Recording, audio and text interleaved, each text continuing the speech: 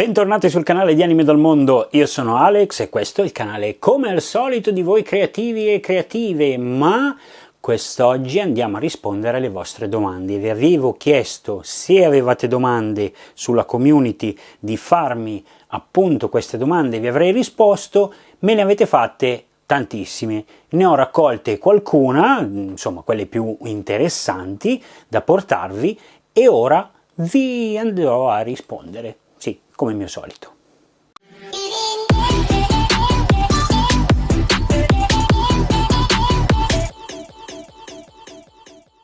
Come vi dicevo dall'intro, mi avete mandato delle domande sia sulla community che sui vari social, quindi Facebook, Instagram, eccetera. Trovate tutti i link qua sotto per raggiungermi in quei posti lì, in quei social media lì. E quindi, già che andate a vedere sotto, potete anche iscrivervi con la campanellina, così siete aggiornati per tutti gli altri video che arriveranno. Ma passiamo alle domande. E la prima domanda che vado a prendere è questa: quali sono i materiali che preferisci? Allora, per i materiali che preferisco ce ne sono due in particolare, anche se ce ne sono tanti, ma ce ne sono due che mi piacciono particolarmente: il legno e il polistirene.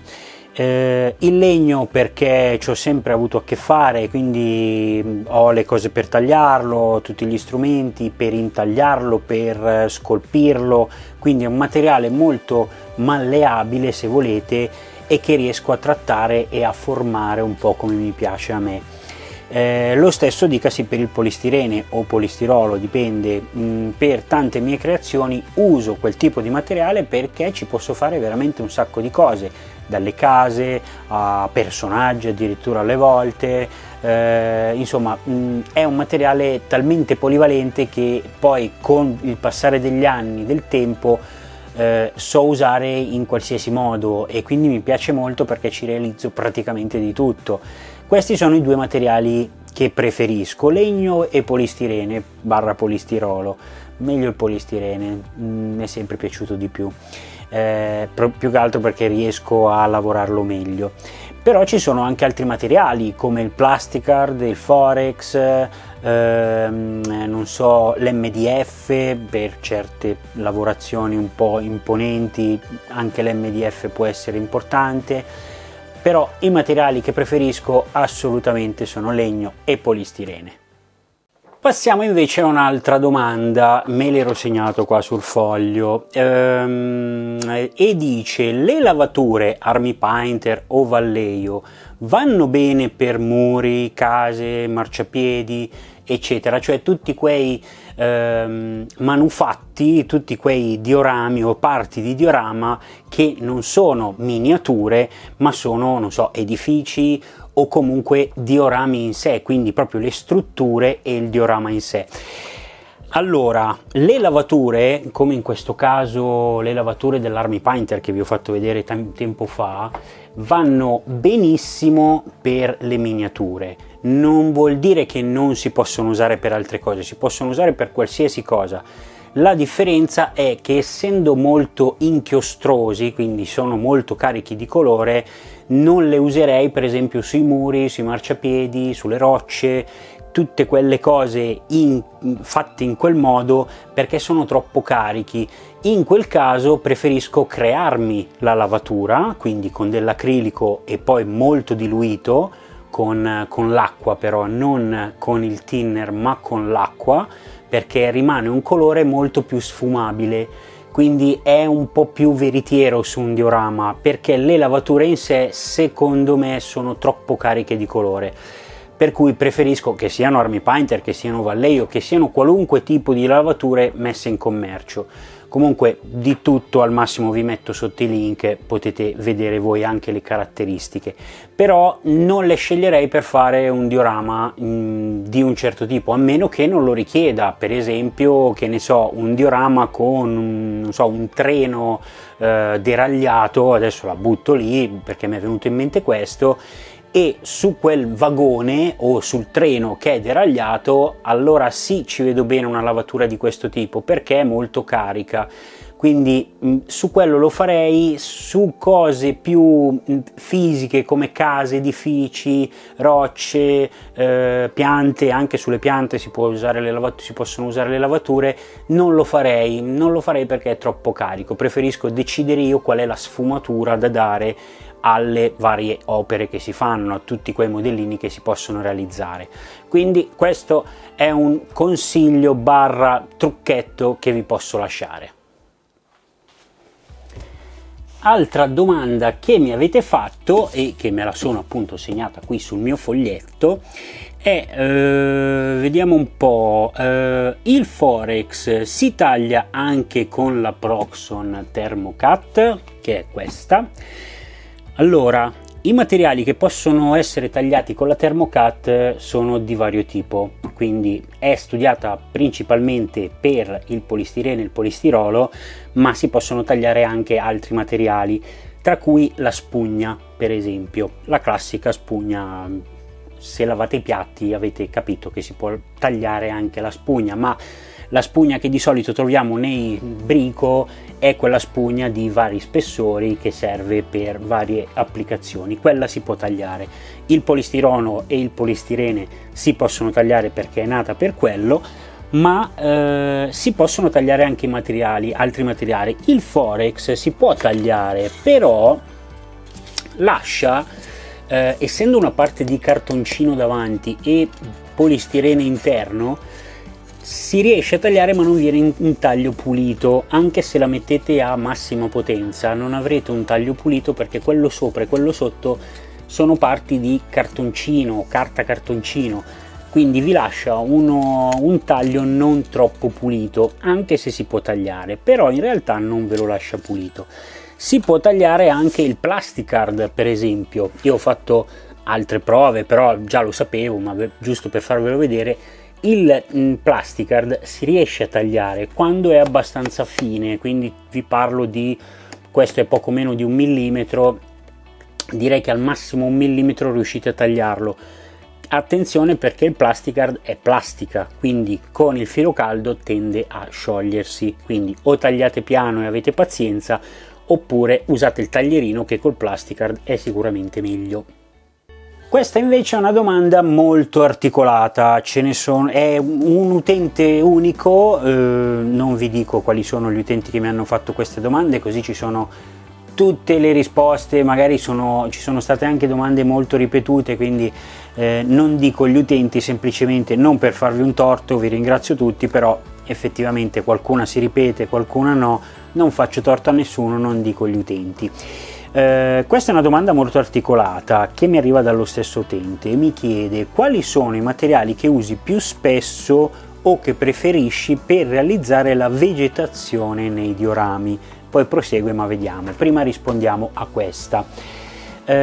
Allora, i materiali che preferisco più che altro sono di livello modellistico, e mi affido per la vegetazione praticamente sempre, se non per cose che faccio io, quindi alberi, come avete visto magari il mio ultimo video, come fare un abete, uno dei miei ultimi video, però mi affido a 2 marche sostanzialmente: la Nock, che ho qua semplicemente perché avevo ancora un sacchettino col marchio, non mi pagano, state tranquilli. La Nock perché qualitativamente è molto buona, sia per quanto riguarda la vegetazione, quindi prati, granuli come in questo caso, alberi, erba elettrostatica e tutto quello che ne conviene, e la Woodland Scenic. La Woodland Scenic non ho qua sacchettini per farvi vedere perché ce li ho, però non c'è più il marchio Woodland Scenic. La differenza tra i due è che la Nock fa anche molti accessori per il fermodellismo. Se dovete fare un modellino di un plastico ferroviario, se acquistate tutto della Nock avete tutto a disposizione, dalla vegetazione alle panchine per le stazioni, ai caseggiati, ai personaggi di varie scale. Insomma, la Nock ha un bellissimo catalogo, quindi ve lo posso consigliare. Vi lascio magari qua sotto il link, ma se cercate Nock, NOCH, trovate veramente l'impossibile. soprattutto perché sono ancora in commercio, anche se non propriamente dalla NOC, alcuni set molto vecchi che però fanno ancora molta gola soprattutto chi fa fermodellismo.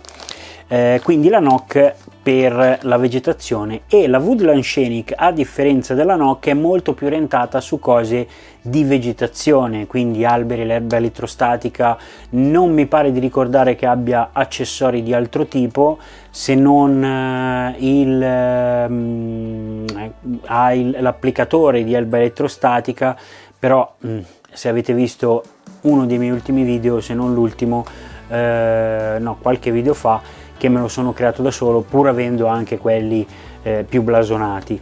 Per cui la differenza tra NOC e Woodland Scenic è che la NOC è molto più orientata sul fermodellismo, quindi ha tanti prodotti per il fermodellismo, alberi, appunto, personaggi, eccetera eccetera, mentre la Woodland Scenic ha molte più cose per la vegetazione. Qualitativamente parlando, la NOC è un po' meglio sotto alcuni punti di vista, ma la Woodland Scenic la trovo molto più veritiera a livello di colore. Quindi quando trovate l'erba elettrostatica di varie misure piuttosto che i granuli come questi, la Woodland Scenic secondo me ha dei colori un po' più veritieri, un po' più simili alla realtà. Però diciamo che tra le due, secondo il mio punto di vista, mischiate insieme fanno un bel effetto. Ma lo stesso utente mi chiede altre cose: preferisci creare scenari naturali, paesaggi, fiumi, colline, oppure paesaggi urbani? Non ho una grande preferenza in realtà, perché basta creare da zero le cose e per me va bene tutto, ma se devo proprio andare a prendere il pelo nell'uovo, allora quando si tratta di fare paesaggi con molta vegetazione, diciamo che sono un po' più restio, ma perché so che ci sarà molto più lavoro, anche perché quando si fanno questi diorami bisogna anche un po' studiare. Ma per farvi un esempio banale, se dovete ricreare una montagna con degli alberi, dovete sapere che gli alberi saranno più alti, o comunque ce ne saranno di più a bassa quota, quindi più ai piedi della montagna, e più salendo in quota gli alberi diminuiscono, proprio per la questione atmosferica. Quindi anche lì c'è bisogno di uno studio, volendo, però in realtà preferisco un po' quelli urbani, quindi città o comunque paesaggi cittadini, perché mi danno l'opportunità di fare molti più dettagli. Quindi facendo molti più dettagli mi diverto anche un po' di più. Quindi che sia, che ne so, la panchina di un parchetto, piuttosto che la vetrina di un negozio, piuttosto che una casetta diroccata, preferisco quel tipo di diorama perché riesco a rendere meglio anche tutte le conoscenze che ho a livello di pittura. Quindi mi piace un po' di più forse creare paesaggi più urbani. C'era anche un'ultima domanda, sì. Conosci siti o forum dove gli utenti condividono le loro creazioni e le tecniche che preferiscono? Non ve ne consiglio uno specifico, perché è un sacco di tempo che non li bazzico, semplicemente, ma sono anni che non li bazzico, ma probabilmente perché non ho mai avuto un gran bisogno di cercare delle risposte o cose simili, perché nel corso del tempo comunque la mia esperienza è andata avanti e ho sempre avuto meno bisogno di cercare magari delle risposte o avere delle idee. Quindi l'unica cosa che vi posso consigliare è scrivere su Google la vostra domanda o l'argomento modellistico che vi interessa. In fondo metteteci la parola modellismo e forum. Ce ne sono tanti, quindi non ve ne consiglio uno in particolare, anche perché non me ne viene in mente uno in particolare, però insomma basta che cercate su Google in quel modo e sicuramente trovate le vostre risposte. Altra domanda che però si rifà a una di prima, parliamo sempre di termocut, o meglio di taglio col filo a caldo. Uno degli utenti ha avuto questo tipo di problema, quindi ve la riassumo perché era scritta un po' male. In sostanza dice che quando taglia con la sua Thermocut, che in questo caso è una fatta in casa, su YouTube ci sono tantissimi progetti per realizzare una Thermocut fatta in casa, dice che quando viene tagliato il pezzo gli rimangono molti filamenti. Questo succede perché il filo della Thermocut che state usando è troppo caldo e quindi va a sciogliere tantissimo il pezzo che state tagliando. Prendo il polistirene a caso, se il pezzo viene tagliato con un filo troppo caldo e troppo velocemente, quindi spingete il pezzo troppo velocemente, il filo si porta dietro tutto il materiale sciolto che ha tagliato prima e quindi vi lascia quei filamenti un po' bruttini effettivamente. Poi si possono togliere, si possono tagliare, levigare, tutto quello che volete, però sono abbastanza fastidiosi. Io amo tantissimo la mia Thermocut perché ha il variatore di potenza e quindi posso variare se sto tagliando un pezzo più piccolo, più basso, più stretto, eccetera, in base a quello che devo fare. Se il filo a caldo è troppo caldo non avete neanche un taglio netto, quindi è meglio avere una temperatura più bassa, tagliare anche mettendoci qualche minuto in più, ma avere un taglio pulito.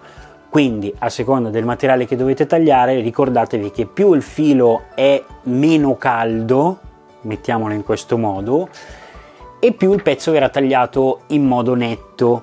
Ovviamente ci sono dei materiali in cui bisogna usare per forza un filo molto caldo, per esempio il polistirene quando è di uno spessore molto alto, dai 5 ai 10 cm diciamo, allora lì per forza dovete avere una temperatura alta per quello che bisogna tagliare. Il filo deve riuscire a tagliare tutto e quindi ha bisogno di una temperatura più alta e ovviamente man mano che prendete la mano andate a tagliare alla velocità che vi sembra più corretta, senza fare né fili, senza neanche così lisciare o comunque sciogliere tutto il pezzo che state tagliando. Altra domanda e altro giro e altra corsa. Passiamo a questa domanda. Quale stucco consigli per le varie lavorazioni? Allora, principalmente io ne uso due. Perché sono quelli che appunto uso maggiormente, quelli con cui mi trovo meglio, mi sono sempre trovato bene e quindi ne uso due per due cose specifiche, o meglio due cose diverse. Il primo è lo stucco classico per muro, questo che lo trovate veramente a poco nei brico, stucco per muro o stucco per legno, tutte e due bene o male vanno bene uguale per le lavorazioni che dobbiamo fare noi per i diorami. In questo caso lo uso per quanto riguarda sia stuccare o magari riempire buchi o crepe molto grandi anche nei diorami per qualsiasi motivo, magari si è rotto, bisogna ripararlo, allora magari a seconda di quello che è, ma di solito lo uso per cose piuttosto grandi.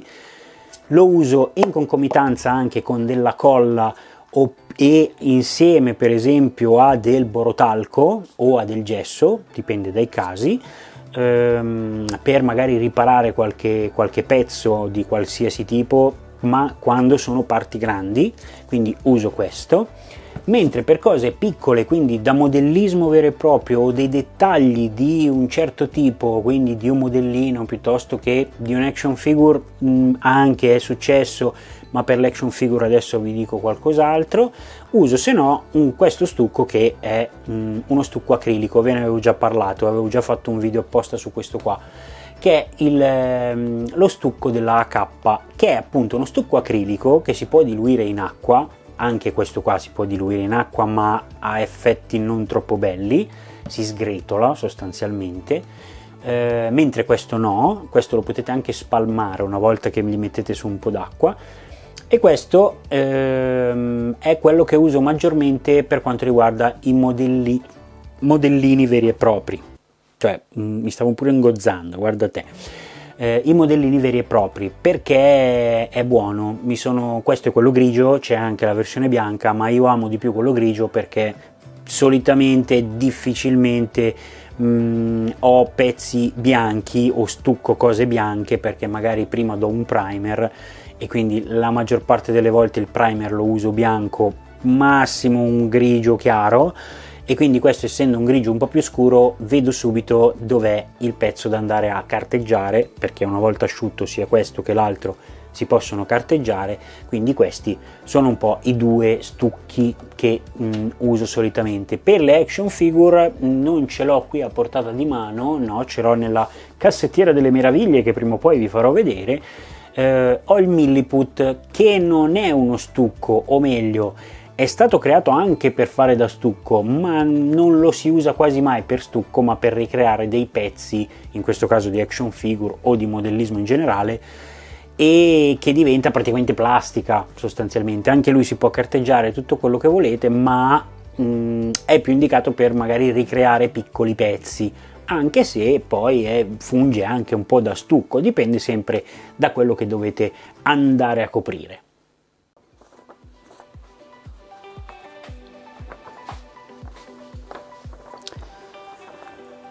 Passiamo all'ultima domanda. Sì, siamo all'ultima domanda, così vi lascio alle vostre cose. E mi chiedono: perché non ti vediamo mai fare dei kit di montaggio classici, quindi aerei, macchine, moto e tutto quello che ne conviene?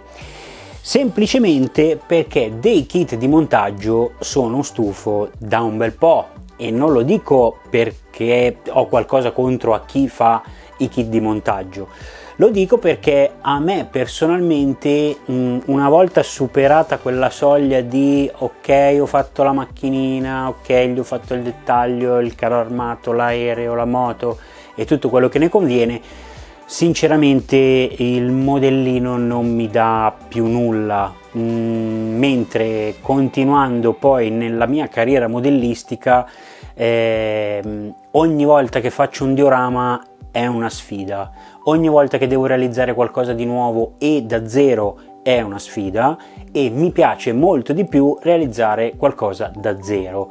Quindi non che ci sia il solito, come si può dire, il solito kit di montaggio.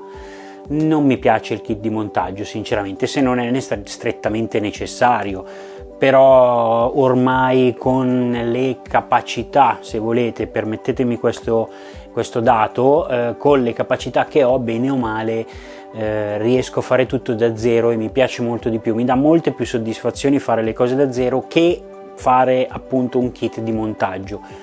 Poi è successo, ne ho acquistati, qualcuno lo vedrete sul canale, però sono veramente cose da poco, quindi una cosa giusto perché magari mi serve per un diorama specifico, allora prendo magari il modellino che mi serve per quel diorama, ma altrimenti non sono uno da kit di montaggio, se non quelli particolari. Ci sono dei kit molto particolari, spero di trovarne qualcuno da riuscire a portarvi sul canale, ma che riguardano sempre qualcosa che è un diorama, non è un vero e proprio modellino. Ho visto in giro dei kit di montaggio di casette in miniatura, un po' come le Doll's House, le case delle bambole per capirci, che non costavano tanto e sembravano avere anche dei buoni dettagli, quindi giusto per curiosità prima o poi ne acquisterò uno e vi farò sapere, lo vedrete sicuramente sul canale se riesco a recuperarne qualcuno. Ma siamo arrivati alla fine, e siccome siamo arrivati alla fine io vi ricordo che qua sotto c'è il tastino per iscrivervi, fatelo, guardate le descrizioni sempre perché ci sono tutti i miei contatti e tutto quello che vi serve. Spero di essere stato esaustivo nelle risposte, ma ci vediamo al prossimo video. Vi ringrazio ancora per le domande e per seguirmi, e appunto al prossimo video. Da Alex e Anime dal Mondo è tutto, ciao!